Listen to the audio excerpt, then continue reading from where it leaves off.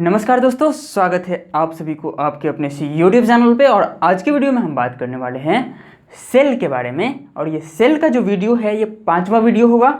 हम लोग अभी सेल चैप्टर पढ़ रहे हैं, the cell that is the fundamental unit of life. इसका ये 5वां वीडियो है। इससे पहले हमने ऑलरेडी 4 वीडियो बना लिया है, जिसमें हमने बताया था डिस्कवरी ऑफ सेल के बारे में, यूकैरियोटिक सेल के बारे में, प्रोकैरियोटिक सेल के बारे में, तथा और भी बहुत सारा चीज़ें, टाइप्स ऑफ सेल, तो ये सेल थ्योरी, ये सब चीज़ों के बारे में हमने वीडियो कंप्लीटली बना लिया है। अगर आपने उसको नहीं देखा है तो कृपया करके आपको उसे जाके देखिए। कोशिश करेंगे कि उस वीडियोज़ का लिंक हम आपको डिस्क्रिप्शन में दे दें। और शुरुआत करते हैं आज की इस वीडियो की। इस वीडियो में हम देखने वाले हैं साइज ऑफ द सेल, कि सेल का साइज क्या क्या होता है। प्रोकैरियोटिक सेल दैट इज जो बैक्टीरिया होता है, उस बैक्टीरिया का भी अलग अलग शेप होता है। तो बैक्टीरिया का क्या क्या शेप होता है, उन चीज़ों के बारे में बात करेंगे। तथा लास्टली हम बैक्टीरिया के जो अंदर मीजोसोम होता है तथा बैक्टीरिया के प्रकार, gram positive bacteria, gram negative bacteria, इन सब चीज़ों के बारे में बात करेंगे। तो चलिए स्टार्ट करते हैं इस वीडियो को। सबसे पहले देखिए यहाँ पर लिखा हुआ है साइज ऑफ सेल, कि सेल का साइज क्या क्या होता है। तो एक एक करके हम लोग समझना स्टार्ट करते हैं। माइकोप्लाज्मा, माइकोप्लाज्मा को कहा जाता है कि दुनिया का सबसे छोटा cell. The smallest cell in the biological world is called the mycoplasma.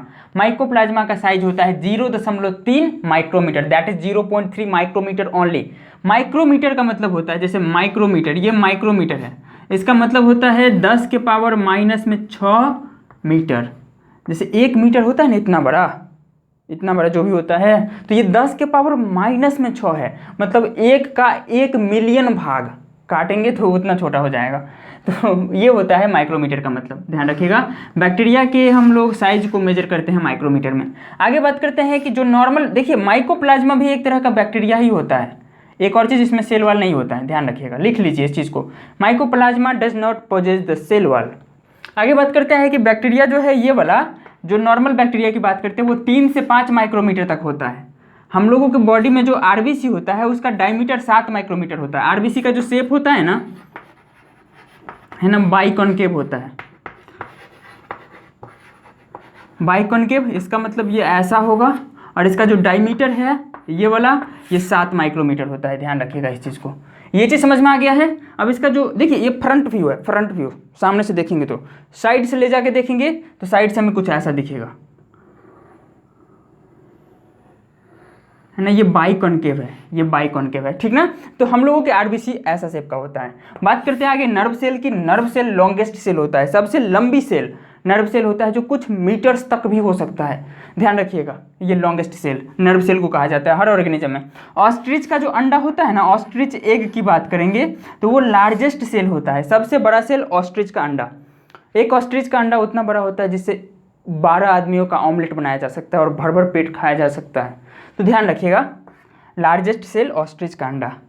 Largest यूनिसेल्ड plant, मतलब एक कोशिका वाला लार्जेस्ट प्लांट का नाम क्या है, तो ध्यान रखिएगा, उसका नाम होता है एसिटाबुलेरिया। एसिटाबुलेरिया इज द लार्जेस्ट यूनिसेल्ड प्लांट।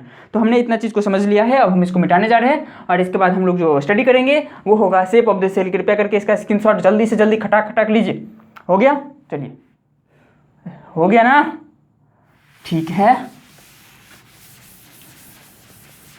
चलिए, इसको पहले से इसीलिए लिख देते हैं क्योंकि हमारा 2-3 मिनट का टाइम बच जाता है ना। ये 5वां वीडियो था सेल का, था नहीं है, चल रहा है। आगे बात करते हैं शेप ऑफ द बैक्टीरिया।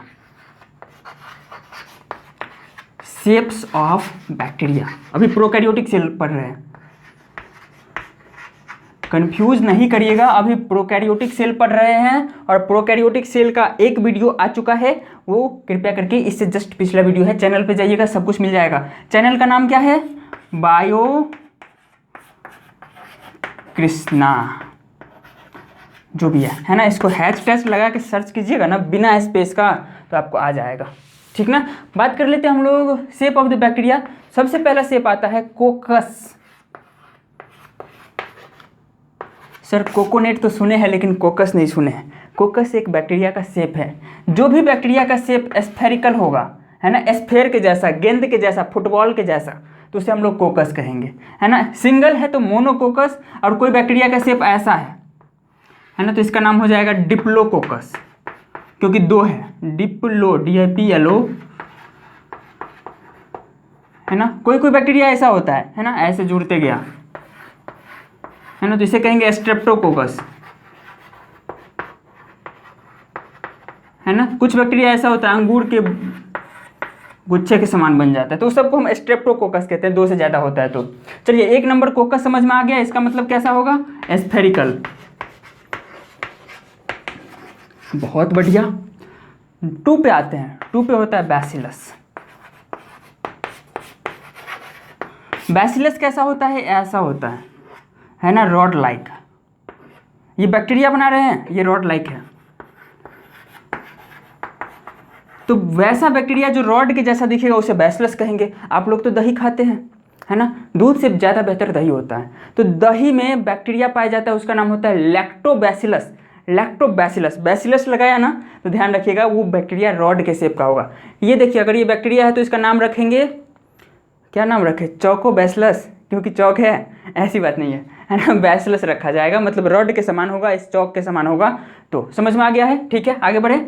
इसमें भी होता है डिप्लोबैसिलस, स्ट्रेप्लोबैसिलस, तो ये सब आते रहता है, बट आपको इतना ध्यान रखना है, बैसिलस मतलब रॉड लाइक बैक्टीरिया। तीसरे नंबर पे आता है विब्रियो। विब्रियो का मतलब होता है comma shape, comma shape. Comma shape मतलब क्या हुआ, जैसे देखिए कॉमा, कॉमा हम लोग कैसे बनाते हैं, ऐसे ही ना, है ना, ये बैक्टीरिया ऐसा रहेगा, है ना, ऐसा बैक्टीरिया रहेगा, तो इसे हम लोग क्या कहेंगे, विब्रियो कहेंगे। विब्रियो का मतलब काफ़ी आसान है, वो भी कॉमा शेप का होगा, ठीक ना, और कॉमा शेप का मतलब हुआ कि वो कॉमा के जैसा दिखेगा। आगे बात करते हैं इसके एग्जाम्पल के बारे में। जैसे हम लोगों की बॉडी में जब कॉलरा हो जाता है, हैजा, हैजा बैक्टीरिया के कारण ही होता है, और बैक्टीरिया का नाम होता है विब्रियो कॉलरी। एग्जाम्पल क्या हो जाएगा, विब्रियो कॉलरी, है ना, तो ये बैक्टीरिया का एग्जाम्पल है। समझ में आ गया, ठीक है। अब आगे बढ़ते हैं हम लोग और 4 नंबर का बैक्टीरिया देखते हैं। 4 नंबर में होता है एस्पाइरिलम। एस्पाइरिलम क्या होता है, एस्पाइरिलम का मतलब स्पाइरल, जैसे स्पाइरल कॉपी देखिए ना, हमारे पास तो है भी नहीं कि दिखा देते आपको, हाँ है, मिल गया, ये है स्पाइरल कॉपी, है ना। तो ये स्पाइरल देखिए, हम स्प्रिंग को दिखाने की बात कर रहे हैं, है ना, ये स्पाइरल है, स्पाइरल, इसका मतलब ये ऐसे ऐसे करके घूमेगा तो इसे हम लोग स्पाइरल कहेंगे। क्लियर, स्पाइरल मतलब स्पाइरल शेप का होगा। समझ में आ गया ना स्पाइरल। अब स्पाइरल बनाने का सिंपल सा तरीका, है ना, ये बैक्टीरिया बना दीजिए, स्पाइरल शेप का हो गया। अभी जो लोली लटका देते हैं, इसका मतलब होता है बैक्टीरिया जो मूव करेगा ना उसमें फ्लैजिला सब जो होता है, इसका मतलब वो हो गया, ठीक ना। तो स्पाइरलम का मतलब आपको समझ में आ गया। आगे बात करते हैं, थोड़ा सा रिवाइज भी कर लेते हैं, है ना। कोकस का मतलब स्फेरिकल होगा और ये ऐसा होगा, एक से ज़्यादा है, दो ठो कोकस वाला सेल है तो डिप्लोकोकस कहेंगे, और इस तरह से स्ट्रक्चर बना रहे हैं तो स्ट्रेप्टोकोकस कहेंगे। आगे बात करते हैं, बैसिलस का मतलब रॉड लाइक, है ना, तो जैसे लैक्टोबैसिलस इसका एग्जाम्पल हो जाएगा, एग्जाम्पल लिख लीजिएगा, लैक्टोबैसिलस,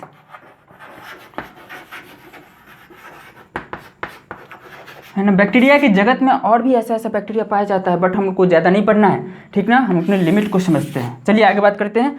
विब्रियो का मतलब होता है कॉमा शेप का, और कॉमा का मतलब विब्रियो मतलब कॉमा शेप का, और एग्जाम्पल हो जाएगा विब्रियो कॉलरी।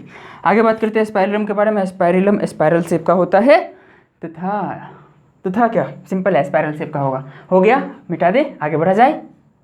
ओके, नोट करिए जल्दी से जल्दी इसको।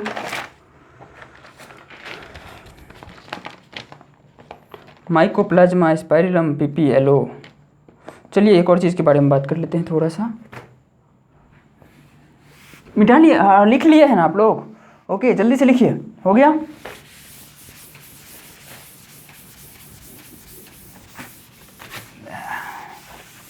बोर्ड लेकिन गर्दा है, खटाक से मिट जाता है, लिखने में मेहनत लगता है लेकिन मिटाने में नहीं। माइक एक होता है पीपीएलओ, पीपीएलओ, पीपीएलओ का मतलब होता है mycoplasma,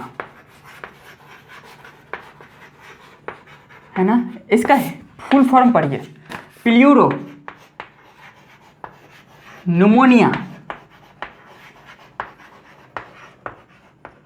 like organism,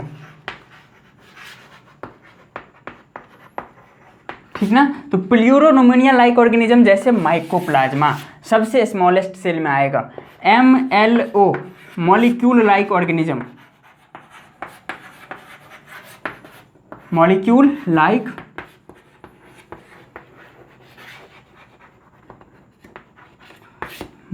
like organism. ध्यान रखिएगा ये सब काफ़ी छोटा सेल होता है, ये सब सेल माइकोप्लाज्मा जैसा देखने को मिलता है। एक और चीज़ आगे बात करते हैं बैक्टीरियल सेल इन्वेलप के बारे में। हो गया है।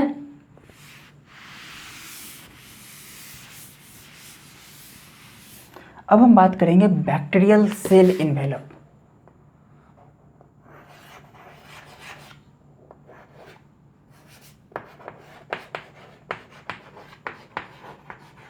इन्वेलप का मतलब क्या होता है, देखिए इन्वेलप का मतलब क्या होता है, जैसे आप चॉकलेट खाते हैं तो चॉकलेट के ऊपर एक इन्वेलप होता है, दैट इज उसका एक पन्नी होता है, कवरिंग, उसे हम लोग आसानी से इन्वेलप कह सकते हैं। जैसे ही खटाक से तोड़े है ना, मतलब खोले और खा गए है ना, तो वो इन्वेलप था। उसी प्रकार जो प्रोकैरियोटिक सेल होता है ना, उसमें भी इन्वेलप होता है। सेल के अंदर के कंपोनेंट को ढकने के लिए इन्वेलप का इस्तेमाल किया जाता है।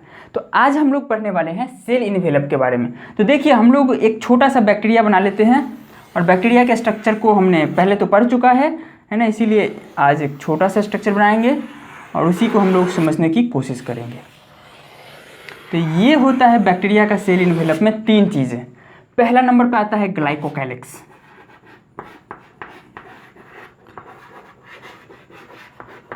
दूसरे नंबर पे आता है सेल वॉल, और तीसरे नंबर पे आता है सेल मेम्ब्रेन।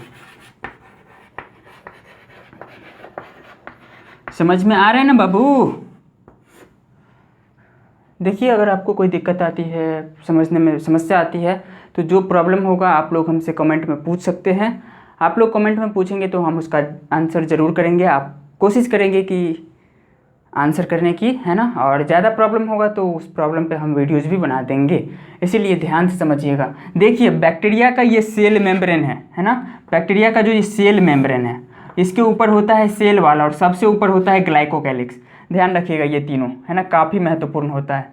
अगर चाहे तो इसको हम शेड भी कर सकते हैं, बट शेड नहीं करेंगे, छायांकित नहीं करेंगे। आप लोग समझ रहे हैं, इसके अंदर वाला बैक्टीरिया के अंदर सर्कुलर डीएनए होता है। बैक्टीरिया के अंदर सर्कुलर डीएनए होता है। देखिए लंबा वाला डीएनए बैक्टीरिया के अंदर नहीं पाया जाएगा, क्योंकि बैक्टीरिया बेचारा प्रोकैरियोटिक होता है, इसीलिए उसके अंदर सर्कुलर डीएनए होता है, सिंगल सर्कुलर डीएनए। भूलना नहीं है, ध्यान रखिएगा। ग्लाइकोकैलिक्स के बारे में सबसे पहले बात कर लेते हैं। देखिए कोई भी बैक्टीरिया कहीं पे भी कोई इन्फेक्शन करता है, बीमारी करता है, तो उसकी वजह होती है ग्लाइकोकैलिक्स। ग्लाइकोकैलिक्स की वजह से ही बैक्टीरिया बीमारी कर पाता है। ग्लाइकोकैलिक्स खत्म हो जाएगा तो वो बीमारी नहीं कर पाएगा। ग्लाइकोकैलिक्स अलग अलग तरह का होता है, 2 तरह का होता है मेनली ग्लाइकोकैलिक्स। दोनों का नाम लिखना चाहेंगे। एक होता है कैप्सूल,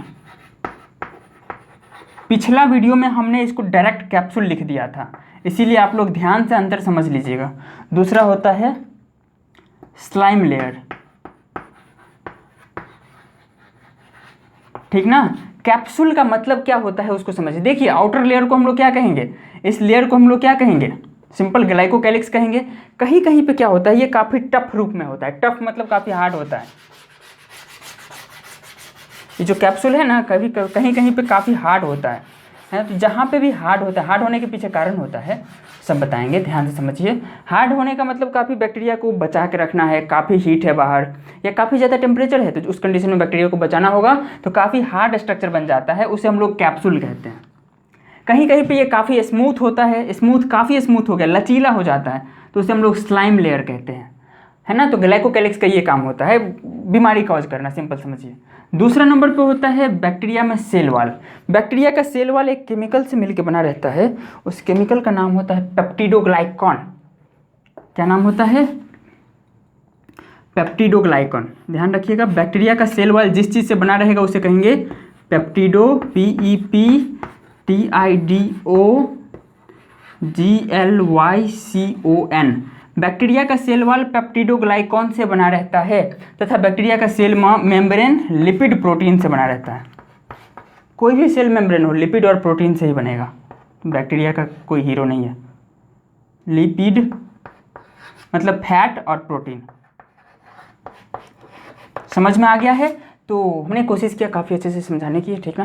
ग्लाइकोकैलिक्स 2 तरह का होगा, काफ़ी हार्ड होगा तो उसे कैप्सूल कहेंगे, लिख लीजिए भैया अपने लैंग्वेज में। काफ़ी हार्ड होगा तो कैप्सूल, और लूज सिथ के रूप में रहेगा, लूज रहेगा, लूजली अटैच रहेगा, गुलगुल करेगा, गुलगुलाएंगे तो, है ना। तो उस कंडीशन में स्लाइम लेयर कहते हैं। और सेल वॉल जो होता है पेप्टिडोग्लाइकॉन नामक केमिकल से बना रहता है। आगे बात करते हैं, सेल मेम्ब्रेन लिपिड और प्रोटीन से बना रहता है बैक्टीरिया का।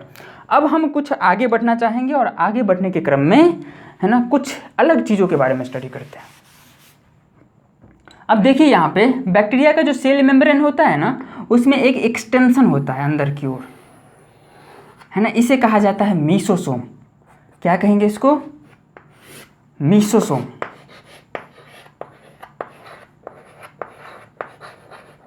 कोई पूछेगा मीसोसोम क्या होता है, तो आपको आसान शब्दों में आंसर करना है। 15 मिनट हो चुका है। मीसोसोम का काम होता है रेस्पिरेशन में भाग लेना, है ना। बैक्टीरिया के अंदर जो रेस्पिरेशन होगा ना, उसमें भाग लेता है। ऑक्सीजन लिया, कार्बन डाइऑक्साइड बना के छोड़ दिया, सरफेस एरिया को बढ़ाता है ना।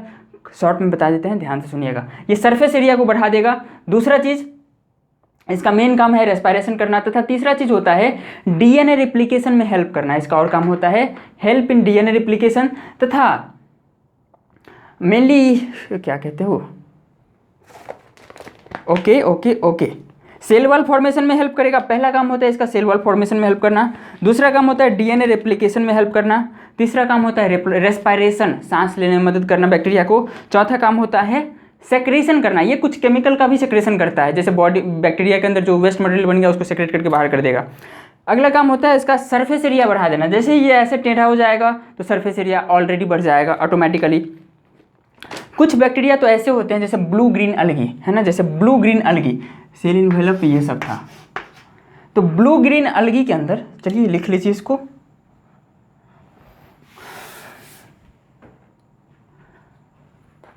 Blue green अलगी।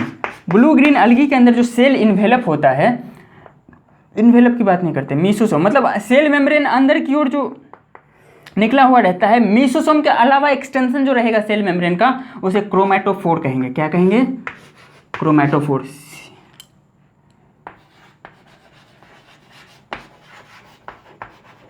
है ना, जो कुछ कलर को अब्जॉर्ब करके रखेगा, कलर, है ना, जिसकी वजह से वो कलरफुल दिखता है ना। इसके आगे का वीडियो हम आगे कंटिन्यू करेंगे। ग्राम पॉजिटिव सब के बारे में हम आगे बात करेंगे, ग्राम नेगेटिव के बारे में फाइनली वीडियो लंबा हो चुका है, जिसकी वजह से इस वीडियो को यहीं पे समाप्त कर रहे हैं। छठा वीडियो में आप सभी को पूरा बैक्टीरिया का जो है ना, ग्राम पॉजिटिव ग्राम नेगेटिव सब खत्म हो जाएगा। फाइनली आप सभी लोग पढ़ाई करते रहे, लेते हैं आपसे विदा, मिलते हैं आपसे अगले वीडियो में। तब तक के लिए बाय बाय, थैंक यू।